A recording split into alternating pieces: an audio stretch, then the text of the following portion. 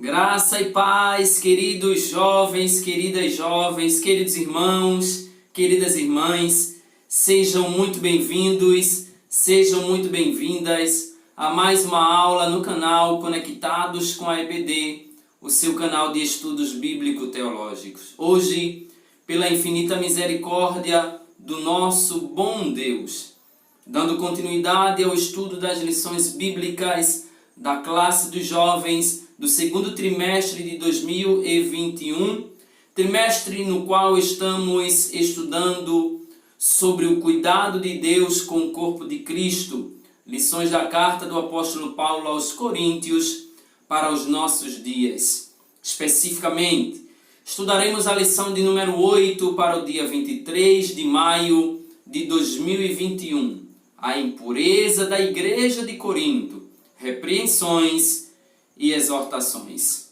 Mas claro, antes de iniciarmos esta aula, eu quero te pedir, gostou? Deixa aquele joinha abençoado e abençoador.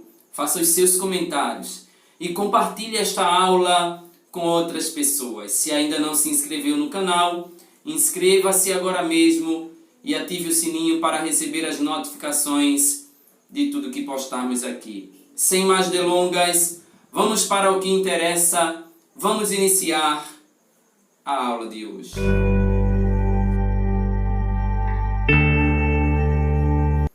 O texto do dia da nossa lição encontra-se na primeira carta de Paulo aos Coríntios, capítulo de número 5, versículo de número 7. Primeira carta de Paulo aos Coríntios, capítulo de número 5, versículo 7, e está escrito assim: Alimpai-vos, pois, do fermento velho, para que sejais uma nova massa, assim como estáis sem fermento. Porque Cristo, nossa Páscoa, foi sacrificado por nós.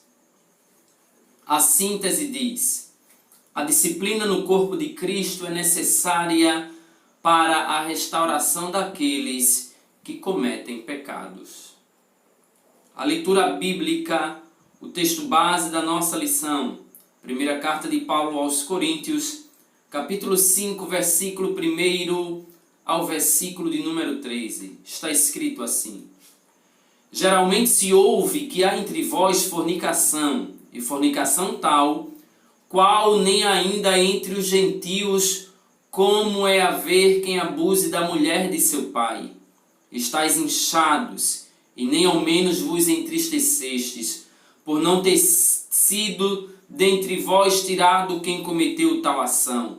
Eu, na verdade, ainda que ausente no corpo, mas presente no espírito, já determinei, como se estivesse presente, que o tal ato praticou, em nome de nosso Senhor Jesus Cristo, juntos vós e o meu espírito, pelo poder de nosso Senhor Jesus Cristo, seja entregue a Satanás para a destruição da carne, para que o espírito seja salvo no dia do Senhor Jesus.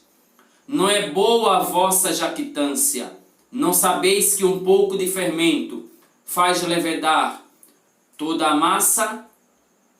Alimpai-vos, pois, do fermento velho, para que sejais uma nova massa, assim como estáis sem fermento.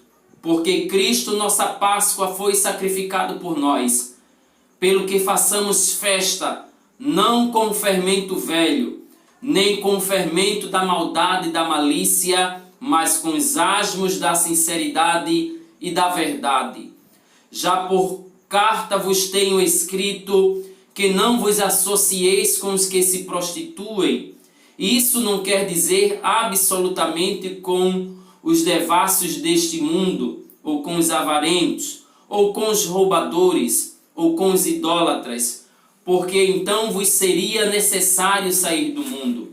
Mas agora escrevi que não vos associeis com aquele que, dizendo-se irmão, for devasso, ou avarento, ou idólatra, ou maldizente, ou beberrão, ou roubador, com o tal nem ainda comais. Porque que tenho eu em julgar também os que estão de fora? Não julgais vós os que estão dentro, mas Deus julga os que estão de fora. Tirai, pois, dentre vós esse iníquo. Queridos, ao lermos o título da lição de hoje, a impureza da igreja de Corinto, repreensões e exortações, de imediato somos levados a observar que a ênfase da aula de hoje é a disciplina. Disciplina que é uma prática bíblica e deve ser usada com firmeza e amor para que a igreja não sofra com as consequências do erro de ninguém. Mas, ao mesmo tempo em que devemos ter consciência da disciplina como uma prática bíblica, também é importante ressaltar que ela deve ser feita com o consentimento da igreja e que aqueles que foram disciplinados não sejam abandonados. Sim, esses disciplinados devem ser tratados com firmeza, evidentemente que sim. Todavia, também deve ser tratado com misericórdia e com amor. No capítulo 5 da primeira carta do apóstolo Paulo à igreja de Corinto, o apóstolo destaca, registra um problema existente entre os crentes daquela igreja. Problema esse que era um verdadeiro escândalo, até mesmo para os ímpios, considerado inconcebível. O apóstolo censura duramente a atitude da igreja, que aparentemente estava indiferente com o que estava acontecendo. Por essa razão, Paulo propôs uma ação que não era nada comum. Sim, não era uma ação comum, muito menos agradável de se realizar. A aplicação da disciplina, tendo como propósito, tendo como finalidade a preservação da igreja, o corpo de Cristo. Logo, no primeiro tópico da lição, o comentarista destaca o significado e a necessidade da disciplina. Disciplina nada mais é que uma prática de respeito e cuidado com o corpo de Cristo, com a noiva de Cristo, a igreja. Paulo inicia o capítulo falando de um caso de imoralidade sexual. O apóstolo destaca um relacionamento de um filho com a mulher de seu pai. O apóstolo vai começar o capítulo 5 com as seguintes palavras: geralmente, se ouve que há entre vós fornicação, e fornicação tal, qual nem ainda entre os gentios, como é haver quem abuse da mulher de seu pai. Estais inchados, e nem ao menos vos entristecestes por não ter sido dentre vós tirado quem cometeu tal ação. Eu, na verdade, ainda que ausente no corpo, mas presente no espírito, já determinei, como se estivesse presente, que o que tal ato praticou, em nome de nosso Senhor Jesus Cristo, juntos, vós e meu espírito, pelo poder de nosso Senhor Jesus Cristo, seja entregue a Satanás para a destruição da carne, para que o espírito seja salvo no dia do Senhor Jesus. Observemos que, segundo as palavras de Paulo, essa prática de imoralidade existente no meio da igreja estava produzindo escândalo no meio gentil. Sim, ao que tudo indica, o apóstolo Paulo destaca que a igreja ela não estava alheia às práticas imorais. Pelo contrário, a igreja tinha ciência de todas as práticas imorais que estavam acontecendo, mas não fazia absolutamente nada, nem a liderança, nem a igreja. Eles estavam fazendo vista grossa. Por essa razão, Paulo se vê obrigado a repreendê-los de forma severa. O apóstolo afirma que nem mesmo entre os gentios havia tal imoralidade sexual, nem mesmo no meio dos pecadores se ouvia falar sobre a prática de incesto, mas isso, que era abominável aos olhos dos próprios homens pecadores, estava sendo realizado. Era uma prática comum no meio da igreja de Deus. Incesto, repito, era condenado tanto pelos judeus como também pelos coríntios, homens mergulhados na imoralidade, distantes de Deus, envolvidos em toda a prática de pecado, bem como os romanos. Mas a igreja, pasmemos nós, estava sendo conivente com esse tipo de pecado que estava acontecendo. Diante dessa situação, o apóstolo se vê obrigado a disciplinar a igreja, mostrando respeito e cuidado com o corpo de Cristo. No segundo tópico da lição, aliás, ainda mantendo no primeiro subtópico deste primeiro tópico, de forma categórica, a palavra de Deus traz um importante instrumento restaurador para a igreja. O apóstolo percebe que aquilo está trazendo prejuízos, está minando as forças da igreja, está destruindo a imagem da igreja de Cristo diante do mundo. Ele se vê na obrigação de utilizar-se desse instrumento restaurador da igreja de Cristo, a saber, a disciplina que deve ser aplicada apenas quando outros meios, como por exemplo o aconselhamento e a orientação pastorais, não são suficientes. Repito, a disciplina, o ato disciplinar, ele é consequência da postura, da atitude do infrator, do pecador, que mesmo depois de ter sido aconselhado e orientado pela liderança, pelo pastor, ele insiste na prática do pecado. Por essa razão, a disciplina se faz necessária.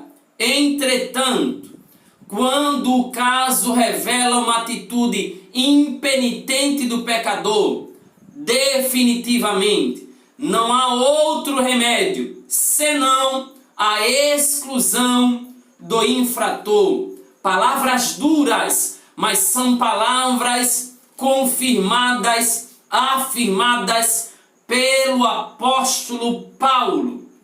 Aconselhou, orientou, disciplinou, e este indivíduo e essa pessoa continua nas mesmas práticas, continua com as mesmas práticas, o remédio final é a exclusão.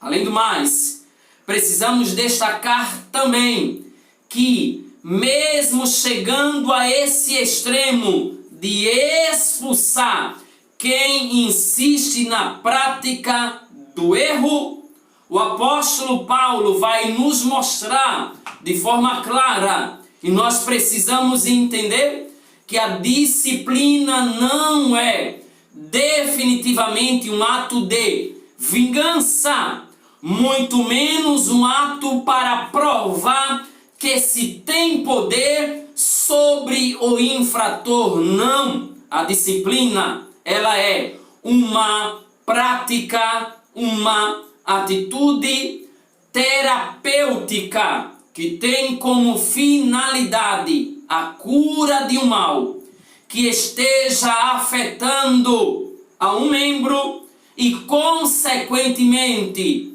a igreja, o corpo de Cristo. Portanto, trata-se a disciplina de uma atitude de respeito e cuidado com o corpo de Cristo. Não é uma atitude de vingança, muito menos de demonstração de autoridade ou poder sobre alguém. Ela é necessária para preservar o templo de Deus. Já no segundo subtópico do primeiro tópico, a disciplina é uma decisão que deve ser tomada em conjunto. Repetindo, a disciplina é uma decisão que deve ser tomada em conjunto. Vejamos as palavras do apóstolo Paulo. Em nome de nosso Senhor Jesus Cristo, juntos, vós e o meu espírito, pelo poder de nosso Senhor Jesus Cristo. A aplicação da disciplina com exclusão de membros é uma ação extrema a ser tomada na igreja. Porém, em muitos casos, infelizmente, se faz necessária. Não é uma das atitudes mais populares de um líder. Não é uma das atitudes mais benquistas por um líder. No entanto, dependendo do impacto para a igreja e para a sociedade, a medida não pode ser evitada se a pessoa insiste na prática do erro, disseminando o mal, prejudicando a unidade da igreja, destruindo a unidade da igreja e outras coisas mais. Definitivamente, a medida não deve ser evitada. O apóstolo Paulo ainda assevera que essa era uma decisão necessária. A disciplina é uma decisão, mesmo que extrema, necessária e que devia ser tomada não de forma isolada, mas em conjunto na igreja local. A disciplina, ela é um tratamento para a cura espiritual. Repetindo, a disciplina é um tratamento para a cura espiritual. Seja entregue a Satanás para a destruição da carne. Para que finalidade? Propósito, para que o espírito seja salvo no dia do Senhor Jesus.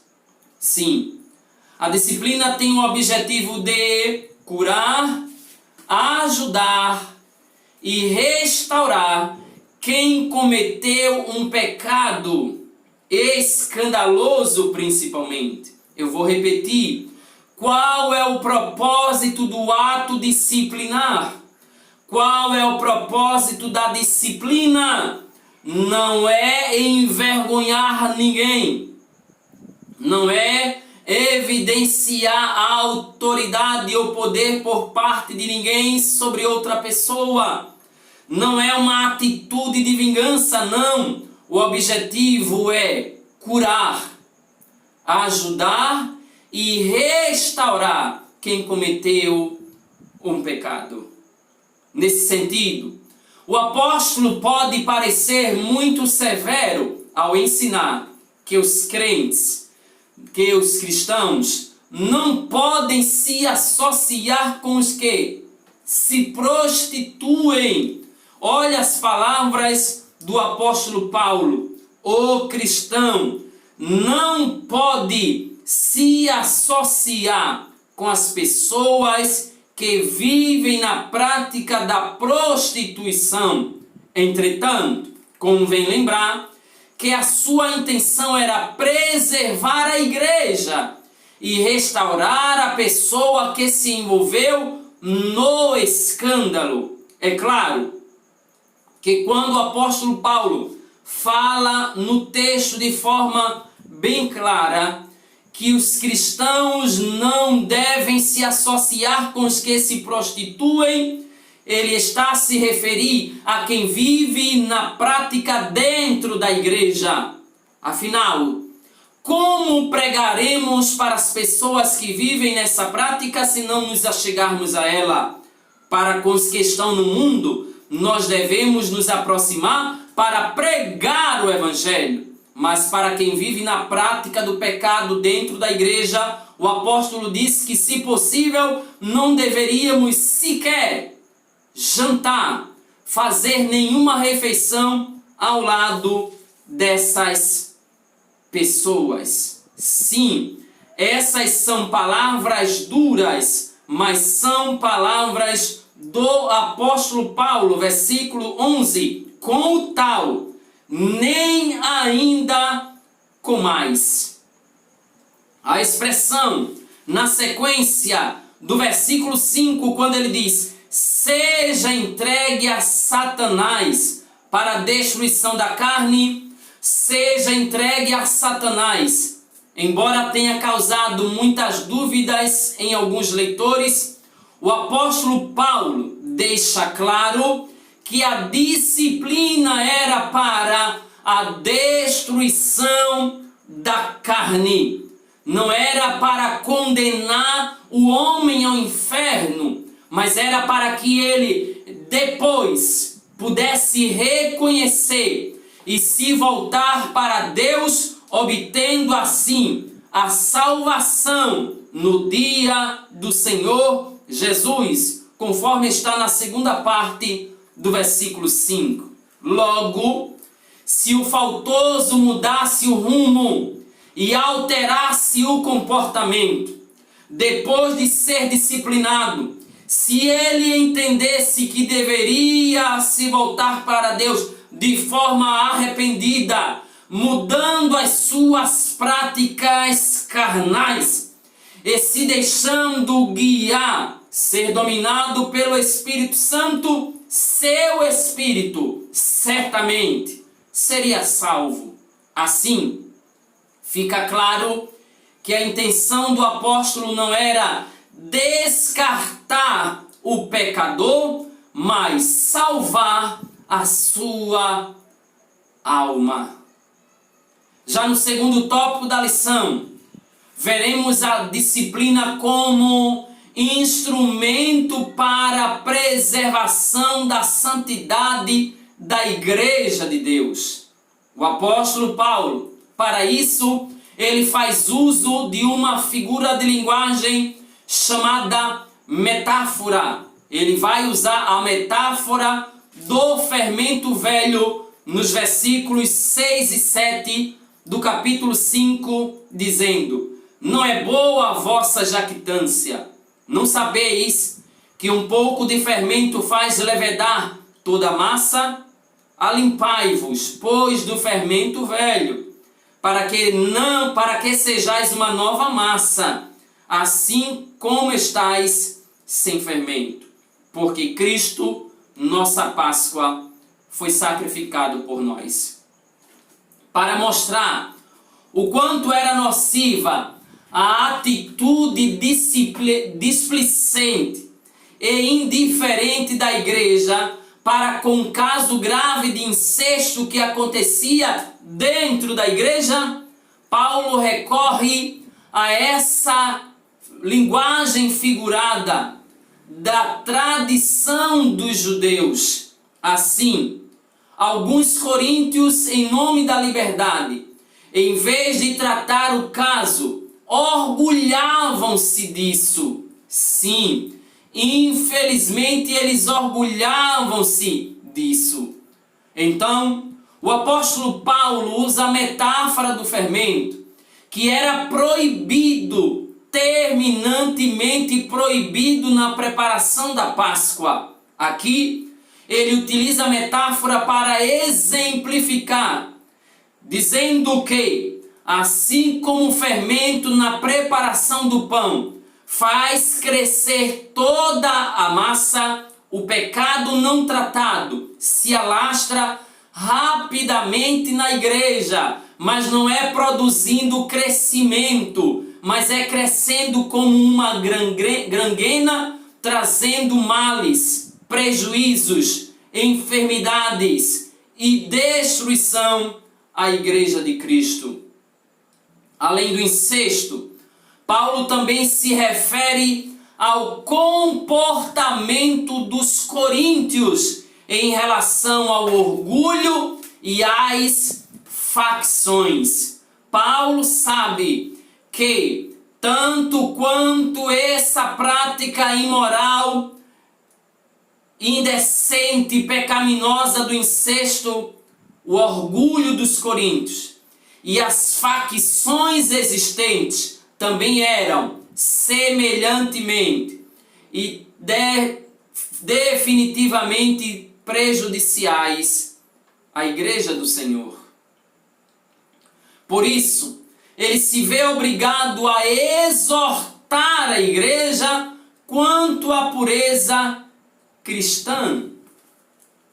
No versículo de número 8 está escrito: pelo que façamos festa, não com fermento velho, nem com fermento da maldade e da malícia, mas com os asmos da sinceridade e da verdade. O que Paulo está dizendo é: meus irmãos, a igreja precisa ser pura, sincera, verdadeira, comprometida com o reino de Deus. Por isso, da mesma forma que durante a celebração da Páscoa era lançado fora todo tipo de fermento, assim também a igreja deveria se purificar, retirando de seu meio absolutamente todo tipo de pecado. Por essa razão, Paulo afirma que eles deveriam fazer a festa da Páscoa com pães asmos, pães sem fermento, com os pães asmos da sinceridade e da verdade. Uma vez que, na nova aliança, a celebração da libertação na igreja de Cristo se dá no culto da Santa Ceia, quando nos lembramos da morte e ressurreição do nosso Senhor e Salvador Jesus Cristo. Santa Ceia esta, que mais à frente o apóstolo Paulo orientará aos irmãos da cidade de Corinto, de acordo com o que vemos no capítulo 11, a partir do versículo de número 26. Para uma igreja ser impactante e transformadora, é necessário ter um comportamento puro, digno e contrário ao comportamento imoral da sociedade atual, para que possamos assim, através do nosso comportamento puro, digno e santo, atrair o mundo, as pessoas para o Evangelho de nosso Senhor e Salvador Jesus Cristo. Paulo, queridos irmãos, ele já havia advertido a igreja a respeito da prática da prostituição. Inclusive, ele cita uma carta que havia se perdido, na qual advertiu sobre os perigos de se associar às pessoas da igreja que se prostituíam, pois tal comportamento não poderia jamais ser incentivado, muito menos tolerado pela igreja do Senhor. A vida pregressa do velho homem deveria ficar tão somente só no passado, pois, como membro da igreja de Cristo, o cristão deveria ter uma vida separada, santa, consagrada a Deus, livre principalmente da prostituição, uma prática comum e tolerada na cidade de Corinto. O apóstolo Paulo, ele é severo na sua admoestação, exortando e dizendo: não vos associeis com aquele que, dizendo-se irmão, for devasso, avarento, ou idólatra, ou maldizente, ou beberrão, ou roubador. Capítulo 5, versículo 11 da primeira carta de Paulo aos Coríntios. E ele ainda acrescenta, como já destacamos: com tal, nem ainda com mais. A igreja de Cristo, ela é santa e precisa manter relacionamentos santos. E assim nós chegamos ao terceiro e último tópico desta lição: o cuidado com a pessoa depois da disciplina. Ora, cientes todos nós já estamos que todo ato pecaminoso que ocorra na igreja se faz necessário depois de aconselhamento, depois de orientação, e a pessoa continua na mesma prática, se faz necessário disciplina, ação disciplinar. Entretanto, depois desse ato disciplinar, como a igreja deve proceder? Ela não pode abandonar, ela tem que cuidar. Afinal, todo cristão tem plena convicção que deve amar o pecador e odiar o pecado. Odeie sempre o pecado, mas ame sempre o pecador. Paulo chega a distinguir aqui o tratamento da pessoa que vive na prática do pecado dentro da igreja e a pessoa na mesma condição que está fora da igreja. No entanto, nas duas situações a essência é a mesma, pois a orientação bíblica é amar o pecador e odiar o pecado. Na carta, ele deixa claro que a complacência com o pecado incentivava a continuidade da prática pecaminosa e contaminava o ambiente da igreja. À medida que os crentes da igreja de Corinto fingiam que nada viam, fingiam que nada ouviam, fingiam de que nada sabiam, essa pecaminosidade ia se alastrando e crescendo cada vez mais e contaminando a igreja do Senhor, trazendo prejuízos enormes. Por essa razão, Paulo exorta alguns coríntios que eram complacentes, coniventes com o pecado e ainda se orgulhavam dessa suposta liberdade.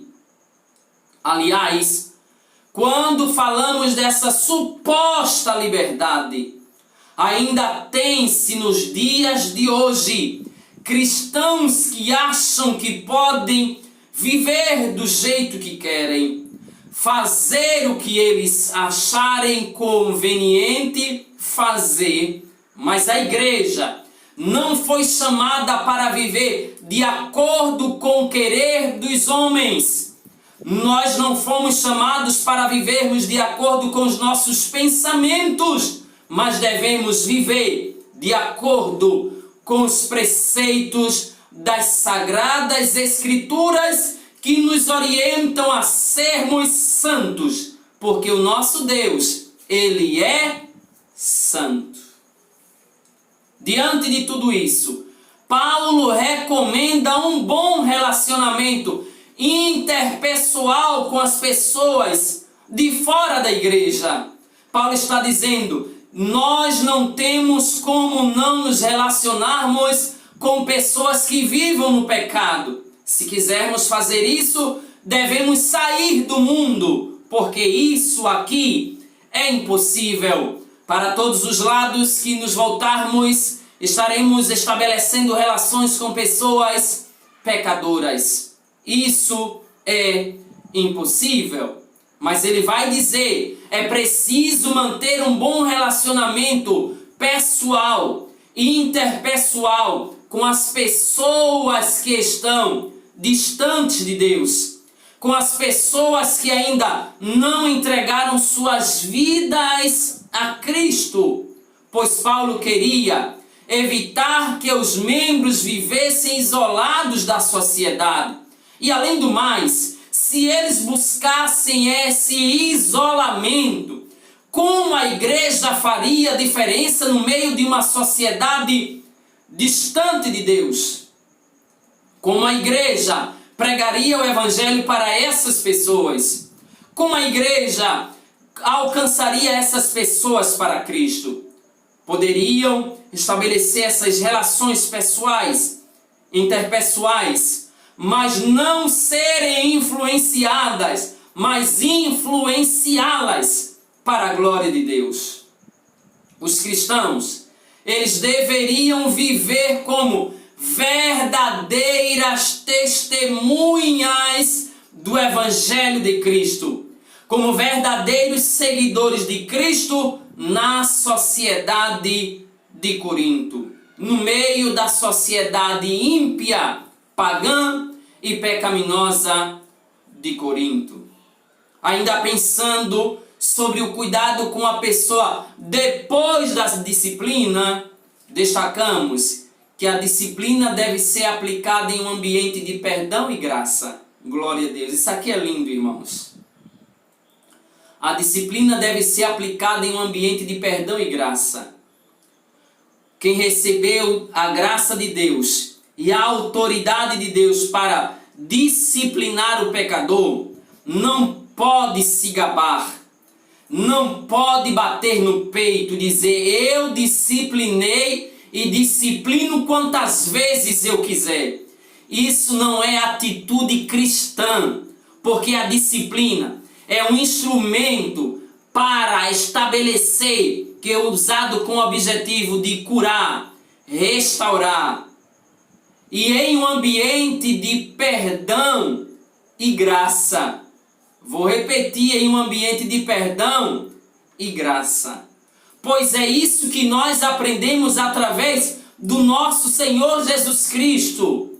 Ele disciplinava, ele corrigia, e à luz da Bíblia isso vai acontecer ao longo de toda a igreja primitiva, e ao longo de toda a história também veremos, e isso de forma em que haja manifestação de perdão e graça. Sabe por quê? Porque ela deve ser um exercício de misericórdia e amor. Para que isso seja uma realidade na igreja, a disciplina, ela deve ser cultivada em uma cultura de responsabilidade, crescimento, promovendo superação e mudança para melhor. Perdão, olhar de misericórdia e graça. Não é uma moeda de troca, é um favor imerecido. Aliás, todos nós, se estamos onde estamos, é porque o grande, o poderoso, que nunca errou, que nunca falhou, sempre nos perdoa e sempre manifesta sobre a nossa vida e na nossa vida, por nossa vida e para a nossa vida, graça. Tudo isso deve permear, deve encher o ambiente da Igreja de Cristo. O crente não pode se achar melhor do que o outro por estar em uma situação espiritual melhor em determinado momento. Infelizmente, nós ainda vemos irmãos querendo tratar outro ou discriminar, e existem aqueles que nem querem dirigir a palavra para dar a paz do Senhor ao irmão, se ele souber que este ou esta está disciplinado ou disciplinada, porque ele se acha melhor do que o outro. Ele acha que está numa condição superior ou mais privilegiada do que o outro, quando na verdade ninguém é melhor do que ninguém. Se o nosso irmão errou e estiver do nosso lado, levantemos e demos as mãos para levantá-lo, porque Jesus não nos chamou para derrubar ninguém.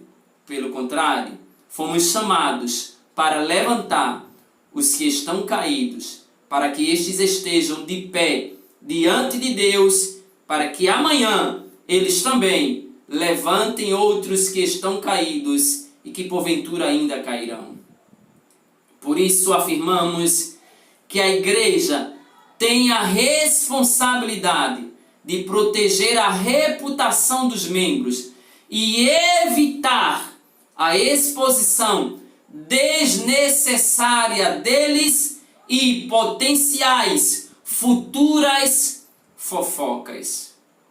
E assim, nós chegamos ao terceiro e último subtópico da nossa lição e já estamos prestes a finalizarmos esta lição, destacando que a disciplina não significa abandono da pessoa disciplinada. O processo disciplinar é uma forma de respeito ao corpo de Cristo, como vimos agora há pouco, que visa contribuir para que a pessoa faltosa alcance o arrependimento e principalmente a misericórdia de Deus. Trata-se, portanto, de um cuidado espiritual, um momento de reflexão a respeito dos atos cometidos e o que precisa melhorar para estar dentro da vontade de Deus. A pessoa disciplinada não pode jamais ser abandonada e tratada com preconceito.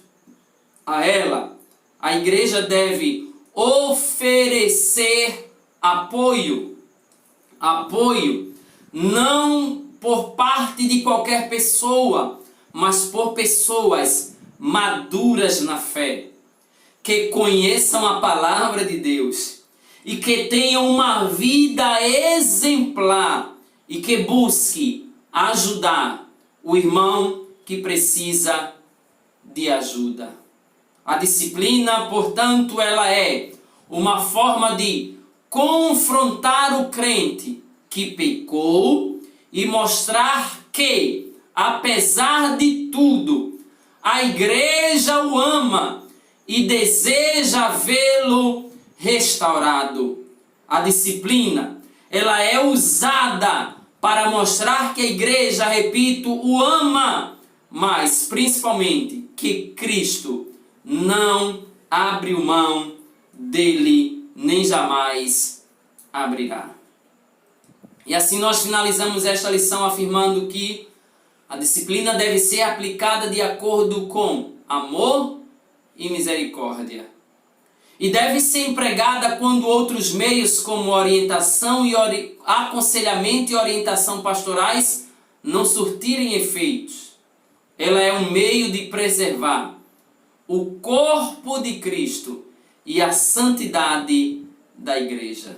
Seu objetivo é a cura da pessoa que cometeu o erro e que precisa ser corrigida e voltar o quanto antes para o convívio da igreja e principalmente para os braços do Pai, o nosso bom Deus.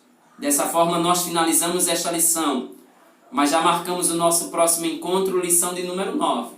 Paulo censura a contenda entre os irmãos.